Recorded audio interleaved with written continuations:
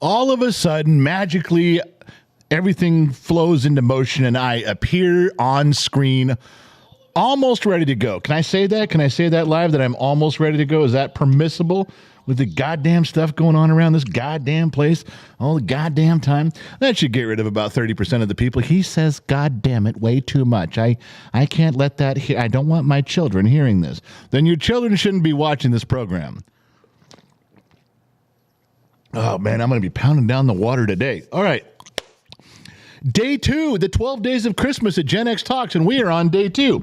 Are we simulcasting this on Facebook? No, we are not. This is the World Show. This is the World Show with a hint of Christmas. Day 2, the 12 days of Christmas at Gen X Talks. If you're wondering what the topic is today, you shouldn't be wondering.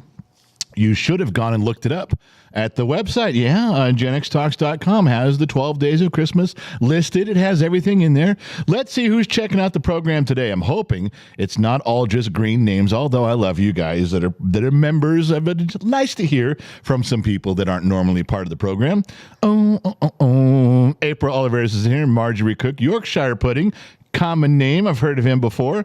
Yorkshire Pudding's been a contributor before in some really good ways when we had direct questions. That was a guy who was there. Matthew Kaiser's in there. Jesse, I'm not even going to try that last name. Screw that up completely. Justin Ride's in here too. And Jenny Cat La Luna Gatto. Good Lord, that's a mouthful. All right. So, yeah, there was the 12 days of Christmas there's 12 days of Christmas. There's songs, there's movies, there's videos, there's all kinds. Well, this is our version of it. And it wasn't really up for debate. You know that? It really wasn't. It just something that I was given. Deepak, on the second day of Christmas, my true love gave to me 2 turtle doves and a partridge in a pear tree. We should make a Gen X Talk song for Generation X. We should say, on the second day of Christmas, my true love gave to me acid rain, chocodiles, and a beer in a tree, and a pack of Marlboro Reds. That used to be the staple of the day. All right.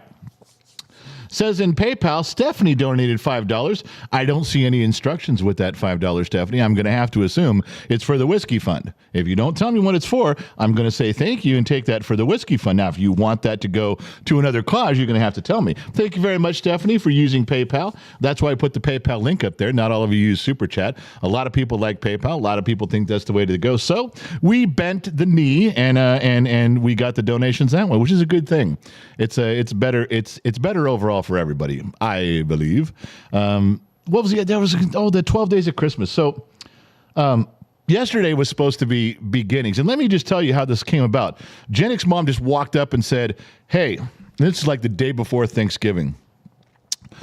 We should do the 12 days of Christmas, Gen X Talk style." And I go, "What's that?" And she goes, "We should have a different topic every day for the first 12 days of Christmas." I said, "Okay." And she goes, "Here's your list." I said, "Oh, look at that. You've already got it printed out for me. Good for you." And she gives me this list. Now, the list sounds good. You know, it's like day 1 is the Christmas beginnings. And I said, "You want to talk about the beginnings of Christmas?" I said, "Why don't we save that for a world show? You know, do the Christmas beginnings, because then it's like we could talk about Christmas, how Christmas began all over the world.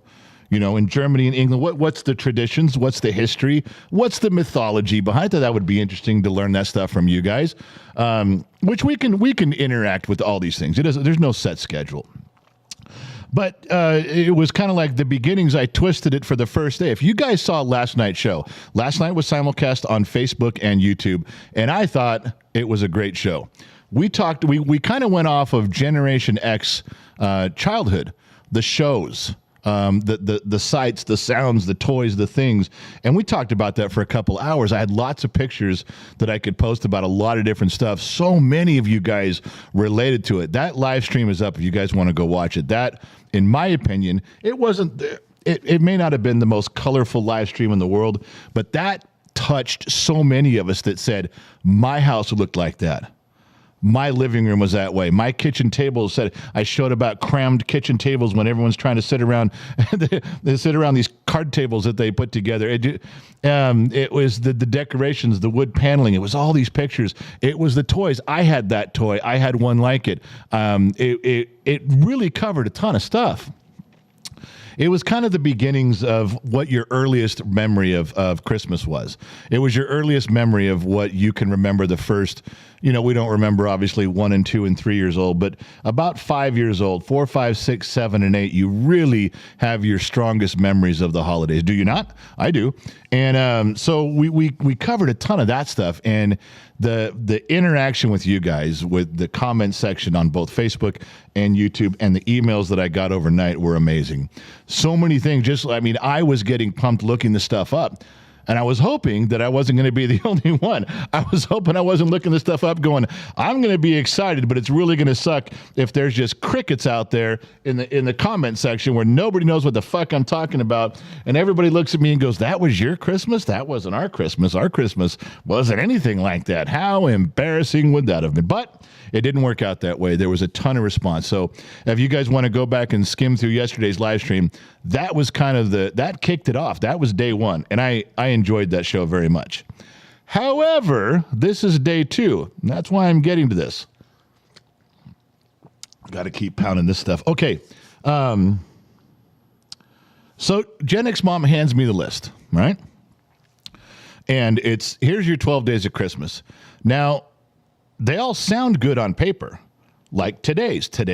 If you guys saw the little cover picture, that was about the best thing I could think of for this. Other than that, I called her back upstairs into the bedroom and I said, what am I supposed to do with music?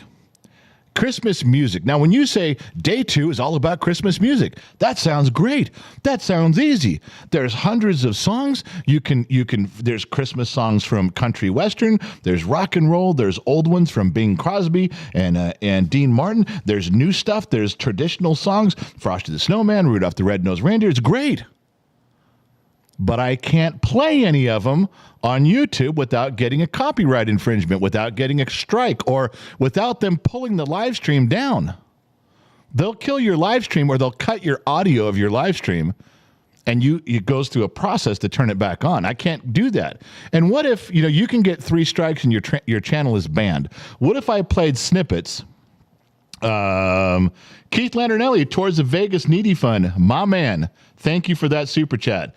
That's exactly what we need. Keith, there's also some auctions coming up this 12 days of Christmas that are going to help people get there too. Keith, thank you for doing that, my friend. I really appreciate it. So the music, I can't play it. What if I played snippets of Rudolph the Red-Nosed Reindeer, Frosty the Snowman, and Bing Crosby's White Christmas, and I got 3 strikes, I'm out, all in one live stream? Yeah. How do you do that? No, I'm good that way. I'm the only person who can get their channel banned on one live stream. And believe me, I could probably do it. So I sat in the help section with a live person on YouTube for an hour this morning. And believe me, those guys are awesome. I have never had customer service help section better than what Google and YouTube have for sitting on chat. Those guys are real, they're live, they're people, and they will find the answers and they stick with you all the way to the very end. I dig it. And what they said was, Mike Perkins dropped in, my one chat I can send before Vegas. Hope this helps. Mike, $20, Mike, it does help. Brother, you did not need to do that. I know you got a lot of stuff going on. I can't wait to connect with you in Vegas. Thank you for doing that. You didn't, God, Mike, you're in a tough spot right now and you're still doing that. Thank you, brother. I appreciate that a ton. So I was on the phone with the chat with Google and YouTube. And the one thing I said, look, I see other people doing snippets of movies, like they do it. They'll do a movie review and they show part of the movie. They'll do a song. They show part of the song. They play part of the song. I said, now I know there's some ways you can get away with copyrighted material in the context for the purpose of review. All right. So I asked about that, and that's a real gray area in YouTube because there's no set percentage. Now, and here's what I mean by that. What if I play 20 seconds of a song and I spend 10 minutes talking about the song, reviewing it, studying it, discussing it, they're okay with that. In fact, you won't get a copyright. You might get a copyright claim where you can't make any revenue, any money off the stream, off the video, but you can still do it. They allow it. And for the purposes of review and discussion, they allow that 30 seconds of the song or movie and 10 minutes of talking. You're okay there. Now, what if you play 5 minutes of a movie and you spend 30 seconds talking about the movie? Technically, you played part of the movie. Technically, you did discuss it, but you get a copyright infringement on you with that when you get a claim, probably even a strike.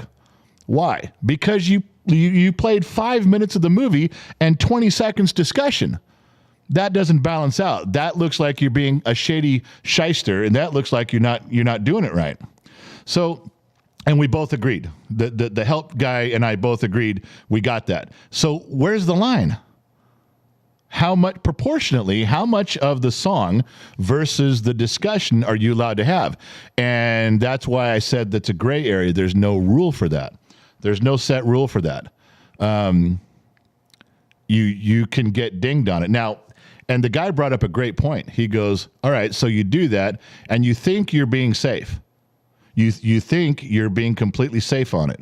Now, if you post a video that way, they can mute the video, pull the video, and you can file for an appeal, file for a discussion. And if you're in the right, if you did it correctly, the video goes back up. How does that work during a live stream? They'll pull you right now. They'll mute you in certain countries. And this is, I don't know if you guys know this around the world, that we've put up some stuff, and in the background there was some music that we either were or were not aware of. And all of a sudden it says your song cannot be played in Germany. Your song cannot be played so they listed some South African countries or nations. And I'm like, I don't understand why. And it has to do with the legal side of who owns the music. Seriously. So we could be talking right here, and then half of Europe is going to be typing in the comment section, no sound, no sound, no sound. No shit. Because they'll block it. And you can't appeal it during a live stream. We can't wait during a live stream 3 days. So all the discussion this morning, here's what it came down to. I can't play any music at all. So now Gen X Mom gives me this thing and she's all pumped up. Honey, you get out there. You knock it out of the park, babe. You get out there. Day 2 is music. Oh, by the way, and don't play any music. Well, what the fuck am I supposed to do? Lip sync it with no sound? Am I just supposed to hold up album covers? You know what her answer was? Is when I said, I drug her up there. I said, look, I'm trying to figure this out, but you want me to go live 2 times today, and the second day of making this work, day number 2, and you want it to be music, and I can't play any music. You know what her answer was? You'll think of something. And she walked out of the room. At that moment, I was reminded of one of the greatest philosophers of the 20th century, Iceman from Bodfish. And I'm quoting, chicks, man. Chicks. I am not going to sit quietly while you bash me about my day 2. Listen, Listen to me. No, it's my turn to talk. You just ranted for minutes. Now it's my turn. You ran in here. I have never seen you hustle through the house like that. I'm just sitting there fuming. Because come on, let's be fair. What am I supposed to do with music when I can't play music? You are going way too deep on this subject. We are just having fun here. We can talk about songs. We don't have to share music or anything. We could just talk about it. And I gave you some trivia questions. Who talks about songs but doesn't play the song? Well, because we're restricted. Oh, man, you are going way too deep. I am trying to be a thorough, trained professional broadcaster, and I'm being handicapped. That's like saying we're going to talk about the color blue, but don't show the color blue. Watch this. Hey, everyone. I want you to post your favorite Christmas song on the comment thread right now. Go. Who remembers their favorite Christmas song? Watch.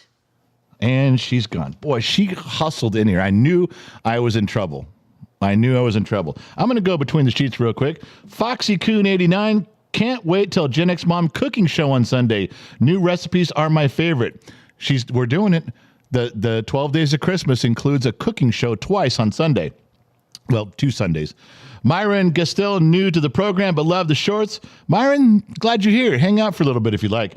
Don Keener, I'm so glad I found this channel. My son goes, Mom, look, this dad is just like you. Well, I'm sure, Don, you're much more attractive, but I'll take that. I got you. And here's Scott again. Scott Langstaff dropping in. Scott's a cool cat. Scott dropped to half a fucking C note, turn my whole screen pink. Why don't you and Junior hum Jingle Bells for a while and have a slap fight with the Hot Wheel tracks? It'd be fun. Gotta run. Catch you later. Scott, I would do that just so I could slap the shit out of him with a Hot Wheel track under the heading of It's a Game. I think that would be funny. Krista Rose, hello, General and World. I've been listening while making Christmas candy. I wish I was you today, Krista, because I'm talking about what blue sounds like, and I can't show the color blue, or I can't play any music. It's a great day. All right, so Elvis, Blue Christmas, Weird Al, Christmas at Ground Zero. Come Emmanuel. Yeah, We Three Kings. All right, apparent you guys, Little Drummer Boy. Frosty the Pervert. The fuck is that, Wisenoak? Silent Night from Chush. I like that. Deck the Halls with Santa's Balls. Where the fuck are you guys coming up with this shit? You know, we're on a world show here. We're trying to represent the United States of America correctly to the rest of the world. And you guys are showing your asses to everybody in here. All right. So so now we've got it out of the way, what a problem this is going to be. Okay. I think we've covered that clearly, that this is going to be a little difficult. Did we not? Yeah, we did. All right. So, I did think about Christmas and the music. And I sat back in my room this morning. It was quiet, and and not talking about, yes, you can play music or you can't. How much of your guys' Christmas was or is about music? I know some families that do not play Christmas music at all. When they do, they're like, okay, we'll play one album, we'll play one record, and that's it. Disney Mama Sammy Joe, hello, handsome general. My 3-year-old just walked over to me and said, "Is that the general?" The general is not Santa. So the general is not Santa. So he's clearly on your side. I am not Santa. I did wear the hat last night for a little while, but I am not Santa. But I did think about that. My mother in our house would play Christmas music off and on all the way from Thanksgiving all the way till New Year's. My grandmother, because we spent a lot of time at my grandmother's house, she would play Elvis Christmas album, Bing Crosby, Dean Martin. She would play that stuff constantly. Now, I don't know if you guys I should have had a picture of this, and I didn't even think of it till right now. But for all of you under the age of, and I'm going to say under the age of 50, I'm going to say that because there's people my age that still have no clue to what I'm talking about. And I should have had a picture of this. I will tonight. I'll do it for tonight's show. I'll make sure I find one. But when you had an old record player, did you know that you could stack records? And there was a little mechanism that would drop one record, the needle would play the record, the needle would go back, another record would drop, the needle. That's true. They're very, very rare to see when I was a kid. By the time I was 10, I don't think anybody I knew even had one. But when I was, 5 through 10 years old, my grandmother had one. And I remember it vividly. I think my mother had one too. Yeah, they could play. They could stack up 30 songs and walk away and play. My grandmother did that all day long with her records. They would drop. I'm not making this shit up. I am not making this up. You don't believe me, go look it up. Not right now. We're in the middle of a show. But later, go look it up. I'm not kidding. You're like, oh, bullshit. That technology didn't come out until, just recently. No, I'm telling you, there was this block that you would put on the center where the record would go, and it would have a little mechanical let one record fall. I'm not kidding. You could stack records and let them. I'm not making this shit up. That's what I would go through. All right, so you guys can call me Larry Gator. Boom, boom, boom. Matthew dropped in. Matthew Kaiser dropped in $20. Turned my screen orange for the Whiskey Fund, a man after my own heart. Thanks, Matthew. Appreciate you, buddy. I'm going to use it for the Whiskey Fund. All right. So the music was a pretty big part of growing up for me. Not only just all about being a kid of the 70s and Generation X. Music, I think music is influential heavily on every generation. I'll give you that. And I won't sit here and argue who had the best music. But what I will tell you, what I will try to show you here with some stuff, and I got some stuff in here. I did get some things in here. Where did they go? First of all, this was our go-to album in my mom's house. She'd mix it up with some stuff, but we listened to this album more than anything. I listen to every song. I know every song to this day. And every now and then I can just yell over to Amazon or Alexa and say, play that album, and it'll play it. And so I've indoctrinated my kids with it too. Before we had Amazon and Alexa, I did the same thing with playing stuff on what the fuck we had around the house for doing that. I don't know. Gen X Mom had a gig for doing that in all the rooms, and I used to put that on there on your iPod. I think that's what they were called, and we did it that way. But I mean, I took this tradition with me and played it. I don't know how many of you, especially being this is a world show. I know the Beach Boys are pretty much worldwide, but I don't know how far this album went around the world. Because in all of my friends had this album too, my friends' parents. I could go to anyone's house my age, and at some point this album was playing, if you guys remember this. Now, the other one that was a huge one, and this, I would like to say this was just at my grandmother's house, but it wasn't. This thing got played everywhere. This thing is from, I guess, from the 40s and 50s. This thing got airplay on the radio. Yeah, you could tune into some stations. This was classic rock. This was from the old days. And around Christmas time, there were radio stations that were playing modern music, and they would slip these songs in. Nobody cared. Nobody minded at all.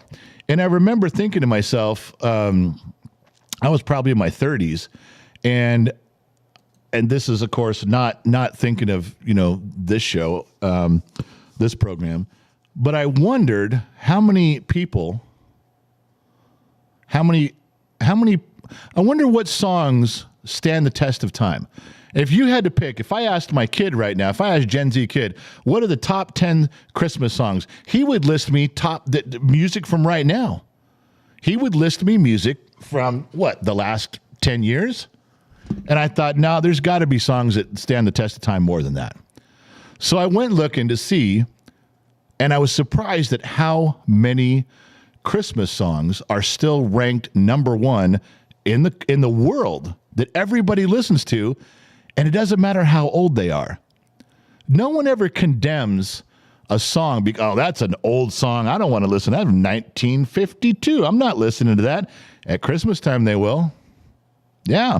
I'm not saying that people that are in their 30s, that are millennials, that run around listening to songs from the 50s, the 60s, and the 70s. Not too many. Some do, but not too many. But man, when it comes to Christmas, there's no age limit. There's no time limit. It's true. I got some in here. Let me show you. There was here. I'm going to get you. I wrote down the sheets in here. Josh Maddox, I think many in here would be surprised to hear I've never had a Christmas tree, let alone a family Christmas my entire life growing up. Religion can be brutal at times. Whoa, Josh, what religion didn't allow you to participate in an American tradition? Setting religion aside, you're still allowed to give presents. I mean, I'm guessing here, Josh, if you want to say that, well, my family was super religious and we focused on the birth of Christ and the wise men and Bethlehem and I got it. But you could also just say, hey, Christmas is also a tradition of, family and getting together. You could do that. I'm sorry, Josh. All right, let me get to what I was saying here. I had some stuff. And catch one, catch two. Oh, I'm not on pictures, am I? That's why. Duh. All right, now I can probably find it. And no, I wrote some stuff down. I'll go backwards through this, okay? These were the top 10 songs of pretty much all time. This is 6 through 10. I've got 1 through 5, but look at what's on this list. I think this one is a playlist from, I think it was from Spotify, and it said it gathers up all, the plays of these things during the holiday season, for the past, however long Spotify's been there. Now 6 is Burl Ives, Have a Holly Jolly Christmas. I remember that song. Now Spotify is for younger generations of mostly, and that song's being played. Sleigh Ride from the Ronettes, that's got to be the 50s, the Ronettes. Last Christmas, Wham. Tell me you guys don't remember that. Generation X. Oh yeah, that's late 80s right there. And it's still the number 8 song played of all time for this genre. Feliz Navidad, Jose Feliciano. I'm surprised that's number 9. That's been around. It's one of the first Christmas songs I ever remember. I still enjoy listening to it. White Christmas, the Darby Singers, Bing Crosby. Okay, that goes back. Number 10 song, White Christmas with Bing Crosby. Does that not go back? Got to have been late 40s, early 50s? How are these songs transcending every person on the planet, and they're still in the top 10? And I'm not disparaging other music and other artists, but popularity. These things are played in our youth. We play them for our kids. Our kids play them for their kids.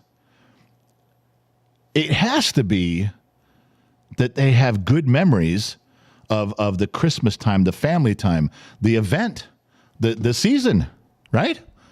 And the song goes with it. So when you hear the song, you close your eyes and you remember those feelings of being a kid. So you keep playing the music, you keep passing it along. Wouldn't you agree? Possibly? How far off am I on that? Can't be too far. Here's the top 5. All I Want for Christmas Is You, which has been done hundreds of times, but Mariah Carey has the number 1 played song. Now, her version, was it better than everybody else's? It's fine with me. Didn't really think one way or another about it, but it's the number 1 played song. Number 2, Rockin' Around the Christmas Tree with Brenda Lee. That's a 50s song, and it's number 2 is the most played song. Rudolph the Red-Nosed Reindeer from Gene Autry, an early country song, gotta have been from the late 40s or early 50s, Gene Autry. Jingle Bell Rock, Bobby Helms. I don't know when that is. I should have looked that up. I don't know when Bobby Helms, but Jingle Bell Rock is another one. And It's the Most Wonderful Time of the Year from Andy Williams, complete classic. I guess what I'm saying is we're talking about Christmas. And I'm asking you guys, is this a fair list from around the world? I mean, are people in Europe going, who the fuck are these songs? What is this shit? You could be. I'm asking if you know. I'm asking if you know these things. For me, it's a big deal. That's an incredible list of songs that are still the top 10 played songs, the top 10 downloaded of all time. And I went to Billboard. Billboard was a real similar list, and I checked out. There was one for Europe's songs. A lot of the same songs, but with different artists, I noticed, but almost the same list, very similar to the same list. I think Christmas music plays one of the biggest roles for us as kids and when we were kids. And I think, at least speaking for me, your dumb mechanic in the middle of the desert, I love nothing better than when the house is quiet and I can play a song and close my eyes and go back to my youth, go back to the 70s and the 80s, go back to a time when I had not a care in the world. I had no idea what Christmas responsibilities were going to be like when I was an old man. But it just goes to show me that if those songs are just as popular with everybody else as they are with me, everybody else is trying to remember Christmas traditions and a good time. Not everybody. I know there's households that had tough Christmases. I get it. But I'm just talking in general that Christmas music, holiday music seems to have a powerful grip, and it goes way back to our grandparents, passing it down to our parents, onto us, and onto our kids, because it's still being played. the same 20 or 30 songs all over the place. Let me jump over here between the sheets. For those of you who don't know what the sheets are, another monitor over here, Google Sheets, Google Docs. Gen X Mom's in her office, and she's copying and pasting stuff because remember, if I'm talking here, I can't read what's going on here. You guys are going to get pissy. So Gen X Mom copies and pastes the things that are worthwhile. Please allow me to address them. Thank you. Loud One, Don't They Know It's Christmas should be on that list. So many artists were part of that song to raise money for kids. You know what, Loud One, I looked for that. You know, do they know it's Christmas time at all? Not anywhere. Not on any of the list anywhere. And the only reason I could think, and I did, Loud One, I did give this a little consideration of my time digging this stuff up, was that it's sad. It's not a jolly Christmas song. It's sad. It's talks about kids going without, kids who don't have, we have. It's guilty. You feel guilty. Great song, great artist, but I don't know that it gels with the vibe of Christmas when you're talking about kids who have nothing. I mean, you don't really want, if you're having a wedding, you don't want people walking up, showing you pictures of homeless people saying, give them money. Like, I'm trying to get married. Can we do the homeless thing after I'm done getting married? Be happy to talk to you about it. Maybe that's the vibe. Maybe the Do They Know It's Christmas song gives a bad feel. Just saying. Josh Maddox, thank you, General. That means a lot to me. I agree with your words completely. Under someone else's roof until I could make my own choices was rough, but clearly people have it much worse in many ways. Josh, you've been a friend of the program for a long time, and I'm going to educate you on something, brother. As I sit here right now, I have things around me. I have a couch. I have a computer. I have a camera. I have a TV over there, and my house is decorated. I'm blessed. And there's still tons of people that look down on me because they say I don't have shit, and my shit's wore out, and the paint's chipping off my walls, and I'm nothing, and I'm low level. There's people that tell me that all the time. People watch our videos, and they comment, "Oh, I saw as the kid's camera went by, you live in a shithole." I don't live in a shithole. I live in a middle-class American family house. But let me educate you on part two. There's people that have less than me. There's plenty of people that have more than me. I mean, a lot more than me. There's people that would walk in my house and think, wow, this is old. There's people that would walk in my house and think it's a mansion because they live in a cardboard box. Josh, don't ever feel that how you were raised under that roof of those situations, and don't ever compare yourself to where you are now to where you were then, because you don't know where you're going to be. You've been a friend of the program for a long time, and I'm telling you, I respect exactly everything you tell me about when you give pieces about your past, as we do with everybody in here, everybody who shares. It's important, and I dig it. Everybody needs to be happy with where they're at. I'm not telling you to settle in life. Don't settle. There's a difference between settling and being content. I'm content. I don't feel like I settled. I'm content with where I'm at. Now, my wife settled. She could have done better than me. She literally settled. And I try to make her okay with that decision every single day. It's difficult. I try to teach her to be content with the big old fat guy who sits behind the microphone. But she just looks at me and goes, it's not content, I settled. Well, she's stuck now. We already have a bunch of kids. She ain't going anywhere, all right? And you're getting a little long in the tooth. She's not picking another guy. So here we are. Chipmunk Brandy. Wasn't that the guy that made the White Christmas song regarding being? Yeah. That was the album cover I showed. I believe he was the first one. That was one thing, and going back and doing a little homework here, some of the most popular songs, even when they were done by an artist a long time ago, they weren't the originals. They weren't. It's true. Mary Jane Beaton, hate Christmas music. Wow. Mary Jane Beaton, you hate Christmas music. Well, Mary Jane Beaton, you can hate Christmas music. That's your right. That's your opinion. That's how you choose to live your life. I'm okay with that. Yeah, you're allowed to be wrong. Deepak, favorite part of Christmas is St. Stephen's Day or Boxing Day. We had big family gathering with music, cards, board games, etc. Yeah. It doesn't matter what you're celebrating. Call it whatever you want for those days that are around. I know Boxing Day. Isn't Boxing Day like the day after Christmas?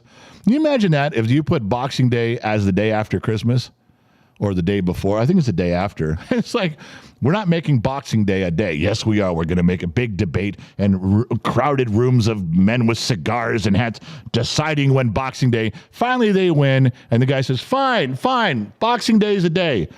Put it right after Christmas when no one's going to fucking pay attention. Mark Heath, 1986. The Pod's Fairy Tale of New York is England's #1 Christmas song. Now, I did not know that. The Podge's Fairy Tale, is it Podge's or I'm going to say Podge's. The Podge's Fairy Tale of New York is England's #1 Christmas song. In all my homework, I did not come up with that. I'm going to have to look that up. I'm going to save that one and look it up later. Patty Man, Fairy Tale of New York is the best Christmas song. See, there's another one. They keep trying to cancel it, and it got 10 times the complaints for censoring it. Now I got to look that up. Now I got to know what that is. The Fairy Tale of New York. Now, if you guys got a #1 song over there, I'm interested. I don't take that lightly. That's some seriously cool shit, man. If a whole country or region comes up and says, this is our #1 song forever, fuck it, I want to hear it, man.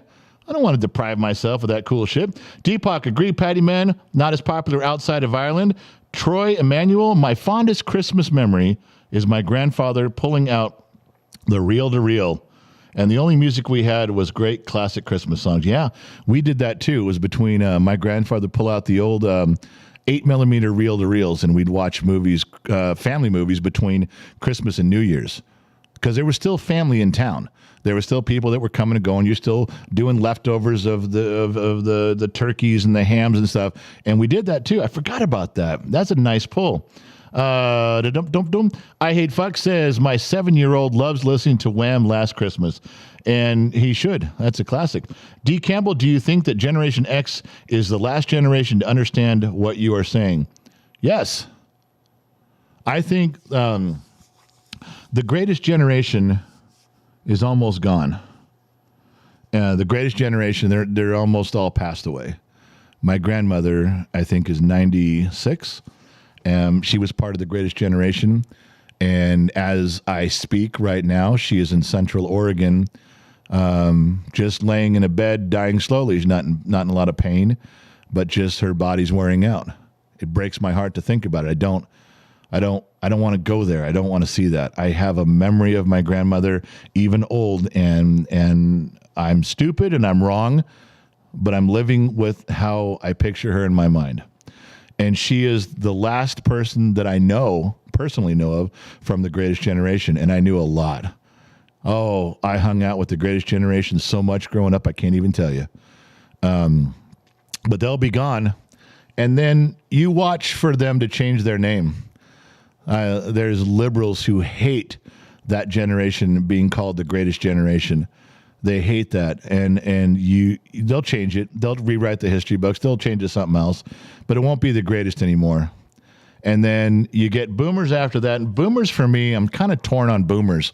There's quite a few boomers that live the same way the greatest generation lived, and then there's a lot of them that are just self-righteous. And I've learned there's a lot of boomers that are all about money. And I know people of that age group, if you don't follow their advice, whether it's parents or grandparents or aunts and whatever they are in your life, I've found boomers, and I'm trying to answer your question. I Hate Fucks. D. Campbell. I'm trying to answer your question. Do you ever notice that there's a certain generation like boomers that if you don't follow their advice, if you ever come back and ask them for help, mainly financial, but any kind. Can I borrow the car for a few weeks while mine's in the shop? Can I move back in till I get on my feet? Can I get some money? The answer's always no, because you didn't follow their advice. They're the only generation that looks at you and goes, you didn't do what I told you. Now you're on your own. Christ, really? You spent your money foolishly. Now you're on your own. I'm torn because half the boomers do that. Half the ones I know that I've encountered. And that is such a contrast to the way the greatest generation lived, because they didn't do that. I know boomers like to think, oh, they did too. We're just following in the footsteps of the greatest generation. Bullshit. You are not. You put a twist on it, and a little self-righteous twist on it. Then we come along to Generation X. We were a little bit more rebellious, a little bit more accepting, but definitely carved our own path. Greatest generation loves Generation X. Boomers do not like Generation X, typically. They do not.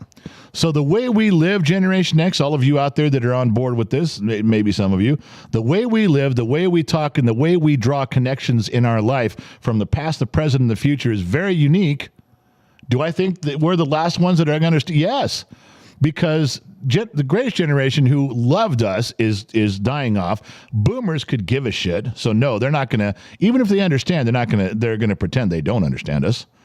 And then now what do we have left below us? Millennials, Generation Z, that blow us up constantly because they hate their life and they blame us.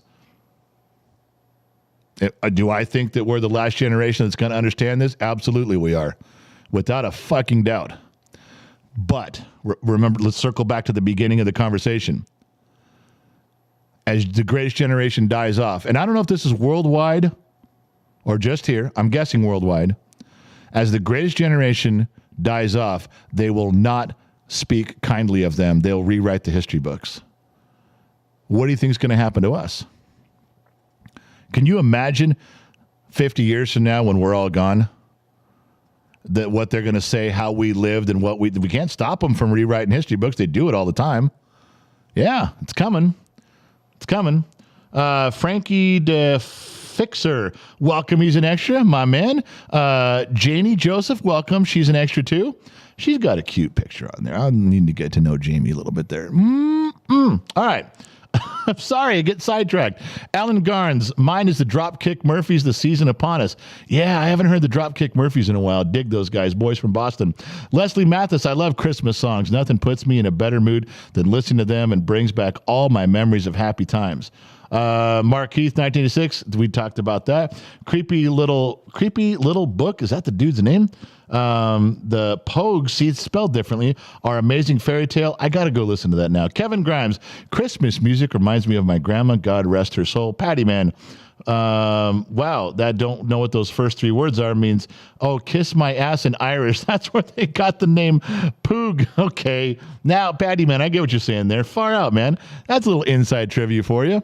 So, going back all the way around to what we're talking about with Christmas music, and we're still on the topic, we're still moving.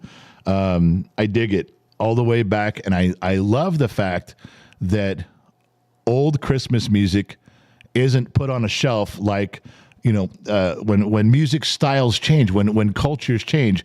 You know, in the 80s, I didn't really want to listen to a lot of 60s music. In the 90s, they didn't really want to listen to a lot of 70s music. You know, it's kind of old. That's your parents' stuff. And come on, let's get with the times, man. But not with Christmas music. It doesn't matter. It doesn't matter when the feeling of Christmas, when you get that played for you when you're a kid and you absorb it from the age of 3 till 11 years old. It's in your blood. Now, not that you can't do other stuff with it. Let me get rid of that one for you because I wanted to bring up some stuff here.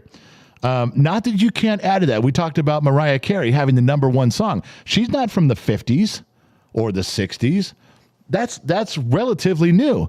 And it's the #1 most played, downloaded, repeated song of Christmas of all time so far. I dig that because every now and then a song can enter the charts, can become part of that. And we as parents, we integrate those songs with our kids. Now, I cut out something, and I'm going to speak of it real quick, and I'm leaving it alone. There was a New Kids on the Block album for Christmas that came out. I never heard it. I don't care. I'm not bringing it up, and damn every member of the human race that inserts that into children's Christmas. That's what it was on the list. It's like number 11. And when I cropped the screen, I'm talking to Gen X mom, she's here. I cropped that part out. I go, no fucking way. Am I posting? Have you ever heard of that album? No, but I'm sure everybody in their world has made some sort of Christmas album. But I have to make a comment about the Mariah Carey song.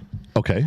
I'm putting myself out there. I don't know how anybody else in this thing thinks of it, but I cannot stand that song by her. Whoa. I will forward it. Why? I just don't. I don't like her version. I am not a Mariah Carey fan. I'm sorry. People I don't mind Mariah Carey too much. I don't think it's the best song out there, but I agree with Trippy. What Trippy said in the thread is they made a meme about it. So I think because it's a meme and it's her, I think, people know who she is or whatever, but I don't care for her. I don't care for her music. I don't care that she has a Christmas. Okay, I know for being married to you for centuries now. I get it. You didn't have Mariah Carey CDs back when we had CDs. No. You didn't download her stuff. It's not part of your playlist. I got that. You just personal preference, but this is the number one played song. I know, it just blows my mind. In the world. That just blows my mind. And when I was doing a little homework, it was on almost every top 10 list, every one of them. I don't know how people feel. I'm not looking at the comments. I don't know how people feel about that. I don't know. I'm just not. Well, Don Keener just says, I don't care for her voice myself. Anthony Tony, I'm with Gen X Mom. See, it's weird.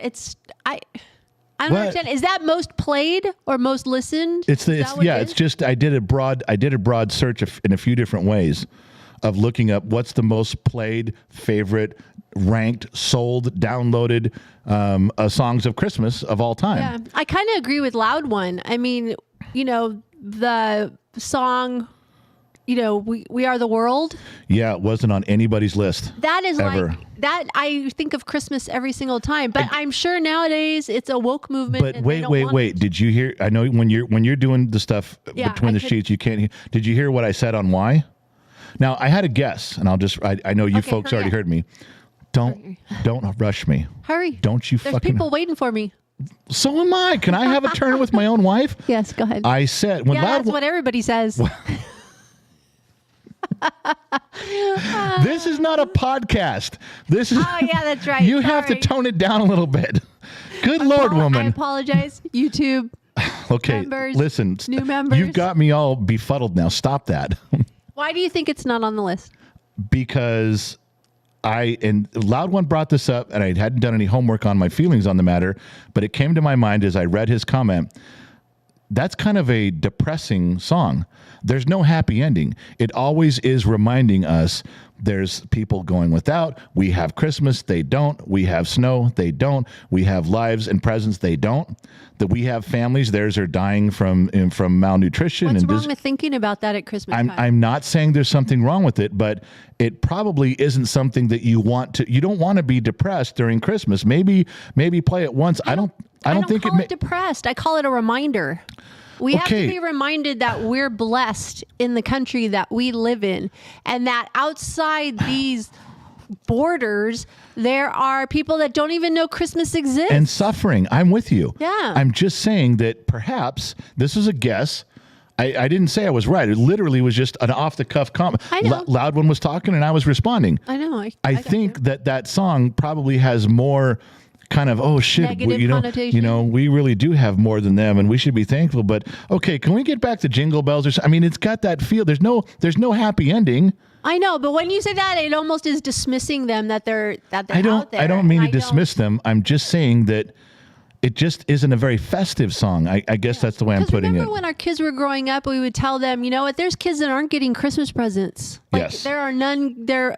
Would you give up one of your Christmas presents for somebody? And one year we did. We did that. Yeah, I forgot about that. We made them take something. We went down to the homeless shelter. We made them give up one present, and it was interesting with our 8 kids to see which present they would give up. Yeah. We had one son who gave up when he chose. We said, we only did this one year. We said, you're going to take one of your Christmas presents. You're going to go with us, and we are going to give it away. Thanks, Gen X Mom. Take microphones off and go back. I forgot about that. We did do that one time, and we said, you're going to take one of your presents, and we're going to give it away. And I had one son who gave away his favorite present that year. He picked the thing he was looking forward to the most, the thing that he wanted the most. He had just opened it, and he said, I'm giving this. He chose to give away his is most prized possession. I forgot about that.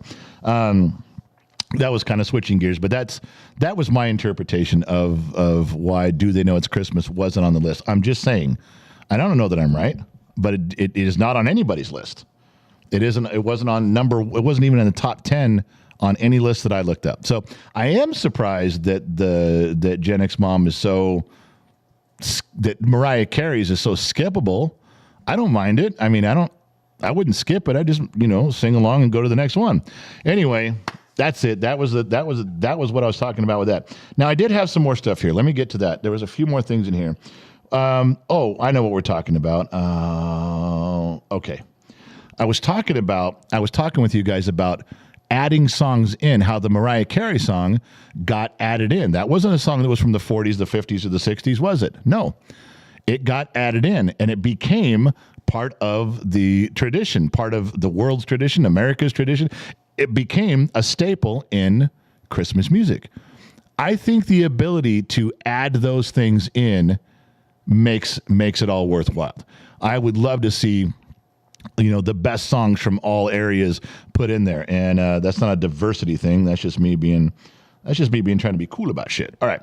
So here's what I wanted to add to. Oh, we have pictures on here. Bum, bum, bum, bum, bum, bum. This one, I have no idea how popular these guys are around the world. I thought Mannheim Steamroller was from Europe. I thought that was from you guys over there. I thought Mannheim Steamroller was something you guys did and filtered down to us over here in the United States. That's my brain worked that way. Turns out I think they're from Nebraska. I had no idea. But this is something that Gen X Mom and I have introduced years ago into the Christmas theme around here. We even had the opportunity. We went to see them in concert. They put on a great concert, and there's no lyrics if you guys don't know, but the sound and the style and what they do is immersive. I mean, I love every bit of it. Now, to be fair, their style of music can wear on me pretty quick. I can listen to the Beach Boys album, the same album 10 times in one day. I can listen to these guys 3 times in one day because then I want to move to a new genre of music. But refreshing my memory of Christmas and refreshing my memory of these guys is one of the most powerful Christmas albums, the Christmas songs of all time for me. And I integrated it. I don't think it's on anybody's top 10 list. Any of their songs are. And I'm okay with that. But I like the idea of being able to introduce into Christmas new music. And these guys are powerful. I mean, for me, they're exceptional at what they do. Absolutely exceptional. So that was one thing I wanted to bring up as just to point it out there. Keith Landernella trivia, day 2 of Christmas. I know. I'll read some stuff, Keith. It's just, I'll get to that in a minute. Keith isn't letting me off the hook. He's like, come on, man. Fucking time's going here. All right. Patty Man, Boxing Day is when you wrap up your old toys and give them away and nothing to do with fighting. Oh, I didn't know that. Good to know, Patty Man. That makes it even better. Loud One, $10. Turn my whole screen yellow. Time to drive. Headed to Florida. Have a great day, General and Gen X Mama and all the bottom of the glass nation and extras. Loud One is a truck driver. Loud One and his company, Loud Trouble LLC, they sponsored the podcast. And I don't even have a tagline for them yet. I'm going to have to invent one. Yeah, good stuff there. All right. So let me make sure that I covered everything that I had in pictures. Want to make sure I didn't miss something here. I am not whoring myself out today for that kind of stupid shit. Oh, I know. The last thing I want to tell you. Now, this is the best part of the show. For those of you that are still here, this is the best part of the show for me. I'm going to put up a picture right now. And I want to know, you can just put your hand, show of hands, just put a hand up. If you can hear this person's voice in your head. Tell me if you can. I can. All I have to do is see the picture and the voice clear as a bell. All the way back from as far back as I can remember. Now, I know this isn't music, but I'm getting there. Anybody? Got to put up a hand right now. Leslie says yes. Anybody? Just put up your hand so I know you know who this is. B-dubs, Deborah. There, Mrs. Ford Watton even nailed it with the actor's name. Well done, Mrs. Ford. Just anybody. Tell me that I'm not the. I've literally just got goosebumps right now. I don't think you guys can see it. When I read Mrs. Ford, can you see that?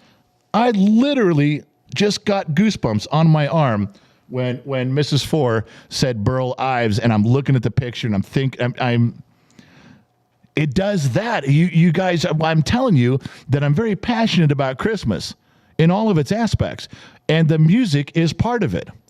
I know we're getting to the music part of this. There's the hands I'm looking for. Thumbs up. You guys got to remember this. This has to be. Is this just the United States thing? Please tell me this is something all over the world. If they translate it in languages, fine. Tell me that this goes everywhere. I would love to believe that. I don't know if it's true, but man. All right. So where was I? Let me reposition myself. Let me get up. Pretend I'm a grown-up here. All right. Sit up. Shoulders back. Grandma's always used to say, shoulders back. All right. So if you guys know, like Mrs. Ford said, this is Burl Ives, and he narrated this, and I think we've all seen this, but Burl Ives, I thought, this is the dumb part. I was going over this. I said, well, I got to write down I got to write down the songs that Burl Ives sings for Christmas. There's probably 30 or 40 of them. He's everywhere. He's always in Christmas. The songs are always come up. I recognize his voice every time it comes on the radio. Every time Gen X Mom plays it, I got to write these down. This is important. He doesn't sing that many. He sings a lot of songs. I'm telling you, I felt like a dumbass. I really did. A little kid in a candy store finding out there's only 3 pieces of candy. This is what came up when I said Burl Ives, and there's a picture of the man. Have a holly jolly Christmas, silver and gold, silver and gold. And he sang Rudolph. Now, he may have been the voice of 1,000 characters, and he may have 500 songs out there, but that's what came up for Christmas. I thought, no, that guy sings more than that. There's got to be a ton of those in there.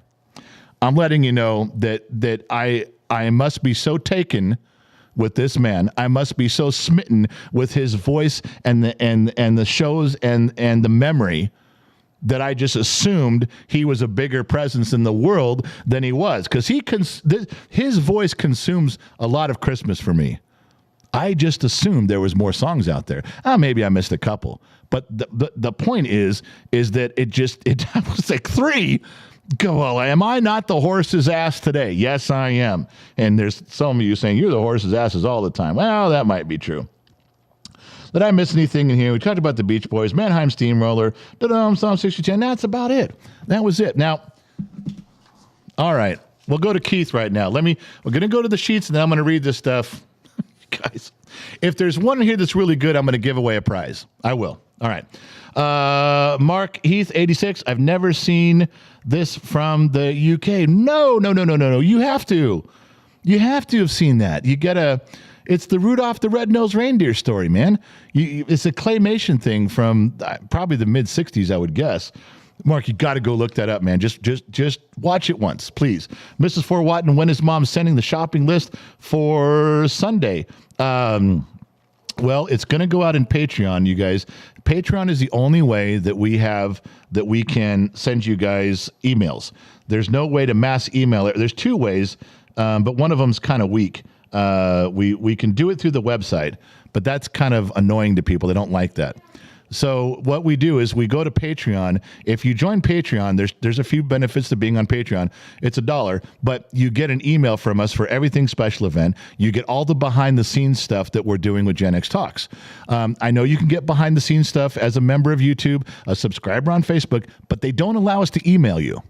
So what'll happen is one of the direct ways we can contact everybody is, and this is in Patreon, is she'll just do the shopping list to everybody. Now, Mrs. Ford, I think you're part of Patreon, but that's the only way we can mass email people is through there. Otherwise, we will post it on the website. We will post it as the ingredients and the menu for what she's doing. So it'll be simple stuff. And we'll put it on the website. But then we got to keep telling everybody, go to the website, go to the website, go to the website. we're trying, but I'm going to have to remind everybody. And but that's the best way to do it. Is if you join Patreon, you get a ton of stuff, but you get things like this that we can't do anywhere else. So, Mrs. Ford, that's the best thing I can tell you about that one. Yeah, Disney Mama, Sammy Joe, Trivia along with Keith. I got it, Sammy Joe and Keith. Okay. Calm your tits. I'll be there in a minute. Anthony Tony, this 12 Days of Christmas is a great idea. Yeah, until you got to be the jabroni figuring shit out. It's really easy for Gen X mom. Here's 12 things to talk about. And you look at the list and how the fuck am I going to talk about this shit? And you figure it out. Oh, yeah, it's great. You guys, no pressure on anybody but me. Is great. It's a nice reminder to be grateful for the coming Lord. Bring back beautiful memories of Christmas past and the blessings we have. Anthony, Tony, if I could just sit and do that and bring back memories for everybody, I would. Which, as you've noticed, the first 2 days that we've done this, what have I done? I've gone into the past. I've gone into the 70s and 80s. I'm telling you, you guys are going to get a Gen X spin on the 12 Days of Christmas. Whatever she wrote down for a topic, I promise you guys, the 12 Days of Christmas with Gen X Talks is going to be looking at all of her topics through the Generation X lens. Why? It's the only one I've got, okay? I don't pretend. Well, you should really pretend, and you should be sensitive. What are the other generations thinking and feeling? I don't give a shit. I don't fucking care. What I care about is my friends like you out there where we can gather together and share the memories of our childhood in the past and the things that were really great. That's what I care about. I'm sorry if there's some millennial, and I talked about this last night, there are millennials that are not, it's in the news, they're not teaching their kids about Santa Claus because it's traumatic. It's a news story. Look it up. They're doing it. That's very traumatic to talk about the pressure of presents and competing with the neighbors. And, you know, you guys used to call it keeping up with the Joneses, and I'm not doing it. Plus, it's scary to tell my child that there's going to be a strange man lurking around our house on Christmas Eve, walking through the house and putting things in stockings. All right, whatever. Then you're raising a bunch of sissies. Suck it up, Buttercup. It's a fun tradition. Dumbasses. It's a real story. Now you guys got me all mad. All right. Mark Keith again, 1986. You told the story about Red Rock, about a Red Rock in the freezer the other day. My dad used to do that shit to us all the time. That's funny. I'm glad there's more people out there like that. I did stuff like that to my kids all the time. Something would come up and my brain would just start wandering and I'd say shit out loud and my kids would freeze and like, oh my God. And it keeps them busy and entertained. And yeah, Thanksgiving was just my daughters sitting around trashing me about all the stupid parenting shit I did. All right. So these are Christmas song trivia. All right. Some of these you guys are going to know. Some of you are not going to know. This is Gen X mom printed these out. And she's like, here's 12 pages. Use this. It's great. Thought it would be until I actually started reading them. I'm not giving away a prize for everything in here. I'm gonna blow through some of these, but there are a couple that if you're the first one to answer in the comment section, when I tell you for which question I ask, yeah, I'm gonna give you guys a little something for knowing it. And some of these are just very generically weird. One foggy Christmas Eve, what did Santa ask Rudolph to do? And the answer is guide his sleigh tonight. All right. Kind of fill in the blank. Hold on. Turn my whole screen orange with a paragraph. Flytrap. Burl Ives is a Depression-era singer. It wasn't until the 50s and 60s that Christmas albums became a thing. If World War II hadn't happened, then the shared trauma of those soldiers wouldn't have expressed in holiday period of home and hearth. I did not know that. I'm not a history expert on this stuff, but I wouldn't disagree with you there. Cool, man. Thanks for sharing that with us. Whatever situations occurred to bring Burl Ives to the table, I'm grateful that things happened the way they did then in that aspect. All right. So here's one. This would have been a good trivia question. I'm going to look and see who's got the answer in here. In the song, We Three Kings, what were they following? What were they following? The kings, we three kings, blah, no, no, no, no, no, no, no, do, do, do, do, do. What are they following? Just write it in this comment section. I can move on to the next one. Come on now. Does somebody need to get their ass kicked in there? Because now Keith's telling somebody to slow their roll. If somebody's fucking up in there, you're going to get kicked. We're all having a good time here. March, he says the North Star. I don't know if it was the North Star. It might have been. Patricia, a star. There we go. All right, so it's the star of baby G, a UFO, Wisen Oak. God damn, Wisen Oak. And fucking guy just comes in there and just pencils in his own work. Yeah, Star of David. I think that's the more traditional answer. But yeah, so I know, Keith, it was too easy. A lot of these are really, they're not tough. Then there's questions in here that are like, how the fuck would anybody know this? Ready? How many times is the word heaven sung in the first verse of Joy to the World? How many times they use the word heaven? I don't know. I don't even know if I could sing it correctly and get that answer right. What am I supposed to do with these? All right. What is the most recorded Christmas song in the modern era? They say it's Silent Night. How would you know that? And who gives a shit? Really? Yeah, there are odd questions in here. There's really nothing like, oh, that's a good question. That was a solid trivia thing. Oh, I should have known that. I haven't run across anything yet, and I'm looking right now. Don't. It says the song Let It Snow. Here's the whole question. If I hid the answer, okay? Let It Snow was written during this. The song, Let It Snow, Let It Snow, Let It Snow, was written during this. I don't know. World War II? The Depression? Let It Snow was written during dinner?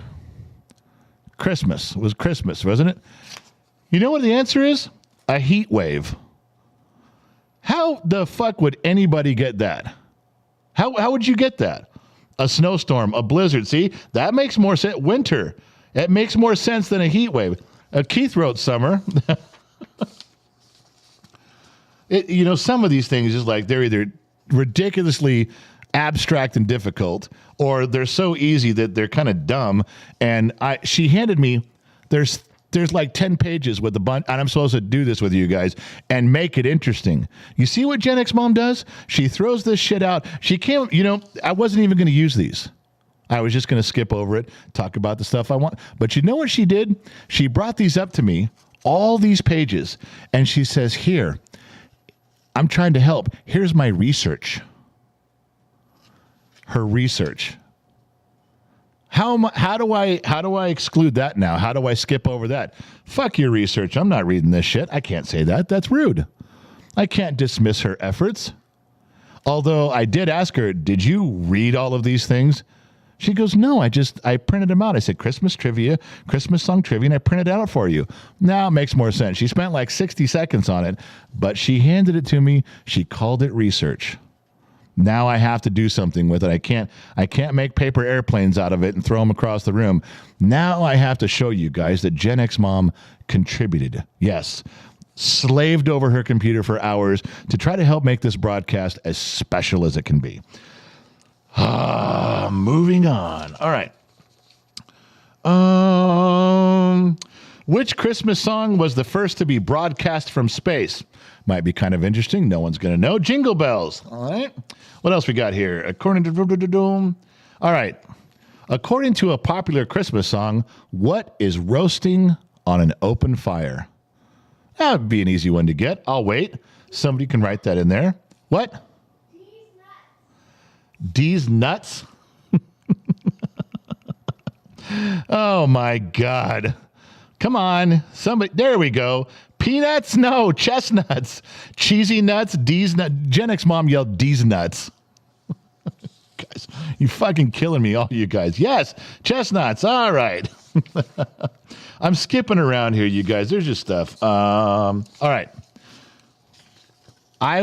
You will get something in the mail if you're the first one to answer that. This is a pretty easy one for anybody Generation X. Gonna be a little tough for anybody who never watched Frosty the Snowman. But I have a trivia question for you about the memory of Frosty the Snowman. It is a 3-word answer. Now, I just said that. The answer has got to be 3 words to get it exactly right. And still, there are jabronis in here that are going to write 1-word answers. Yes. This is for a trivia prize, so you got to get it right. This is the first one in the comment section that writes this down, and don't bitch at me. Well, my internet connection's slow, man. I live out in the sticks. Not my fucking problem. All right. It is a 3-word answer that I'm looking for, and everyone who puts a 1-word answer, as soon as you put your 1-word answer, go outside and punch yourself in the face, please. All right. Ready? Trivia for prizes. Answer in the comment section. First one gets a prize. What brings Frosty the Snowman to life? What brings Frosty the Snowman to life? 3-word answer. I'm going to put on a Santa suit. You guys paid for it. I ordered it. It's coming. Not yet, Damien. A scarf. No. His magical hat. No. There it is. Chush got it. Wait. Did she? Hold on. Oh, no, she didn't. Nope. It's close. It's not, well, Chush is really, she was the closest one. It's not, Yakimal, it's not magical hat. Chush said black silk hat, magic silk hat, old top hat, a magic hat, his top hat. You guys are close. What does the song say? There it is. Patricia Whitman got it with the song. An old silk hat they found. Remember? An old silk hat they found. Nah, not a black silk hat. It's an old silk. Patricia Whitman technically got it right. That's the song version. You guys are close on that. Everybody's close. I'm going to say it. God, what is it? I'm going to have to go with Patricia because she got it exactly right. Did you see what Mrs. Four Watton wrote? What brings Frosty the Snowman to life? She wrote 5 blowjobs. Gen X Mom's yelling, I love her, from the other room. I'm going to give that one to Patricia. Patricia, email Gen X Mom at genxtalks.com. Gen X Mom at genxtalks.com. I got to find it again. What was in there? Patricia Whitman. Just send an email. Make sure you just give us an address where we can send you a little something, something, and we'll get a little something, something in the mail. And it's going to be nothing like what Mrs. Fort Watton said. I can't believe she's drinking this early in the morning. I can't get there from here. All right. Is there another one we can do for trivia? Is there something we're doing? Let me see. The songs are the Heat Wave. Wonderful Life.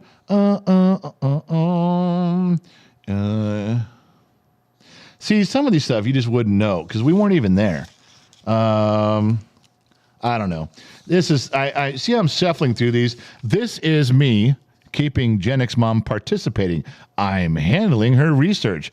It's really valuable. Thank God Gen X Mom was here to carry the program. Fuck. Yeah, that's it. I don't want to do any more of these. These are really kind of... I'll come up with my own trivia stuff. All right, so listen. Let me grab between the sheets before I go here. Go smoke a toad, Smicky! General, what was the answer? Heaven in the song. Oh, 4. It said 4 times in the first verse. It said, go smoke a toad. General, what's the answer? How many times they say heaven in the opening chorus of the song? They said 4. That's what the answer was. Patty Man, as a kid, we would leave food and alcohol out for Santa. The only time there was alcohol in my house, and I'm Irish, I drank it, and I blamed him. We all knew it wasn't real. Just to go along with it. Patty Man, they found St. Nick Santa's grave in Turkey. Really? Yeah, there really was a St. Nicholas. There really was. That's another show, but I'm doing a lot of homework, learning a lot of stuff. Josh Maddox, thanks so much for your kind words today, General. Truly, I love this family.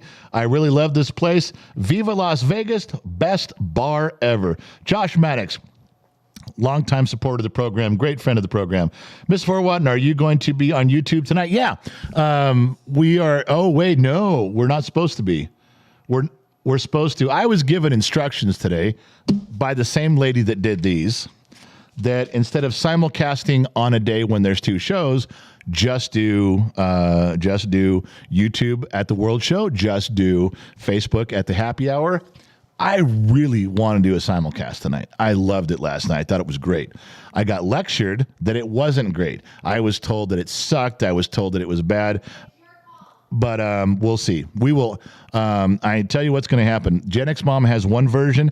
I have the other, and there's no kids home today, so we are filling up the kiddie pool with green Jello, taking off all of our clothes, and we're going to wrestle. And whoever wins gets to decide what we're doing tonight with the simulcast. That's how we solve problems here in this family. And I know we've been doing it for years. It seems to work for us. I'm not sure how you guys do it, but it works for us. All right. So anyway, listen, show's over. We got to go. Listen, thank you guys for tuning in. I hope that we made the topic of Christmas music tolerable, bearable, relatable, maybe. I don't know. There's just some stuff I was thinking about. The only perspective I've got is mine. I try to fulfill it in every aspect I can, and it doesn't always relate, but I'm hoping today it did. So that's it. I got to go. I got to run. I got to get out of here. And my button's over here. So thank you guys for stopping by. Thank you guys for commenting. Thank you guys for all the donations. We will be on tonight. There's music part 2. I got to do a whole nother set of music stuff tonight because it's music day 1 or music is day 2. And there's 2 parts, A and B. You guys caught part A. I got to do it again tonight at 6 o'clock Los Angeles time. But I will have a whole new aspect because now I got some time to think about it. We'll come back and do it again tonight at 6. Thank you guys for checking us out wherever you are around the world. Thank you for tuning in. We'll catch you guys on the flip side.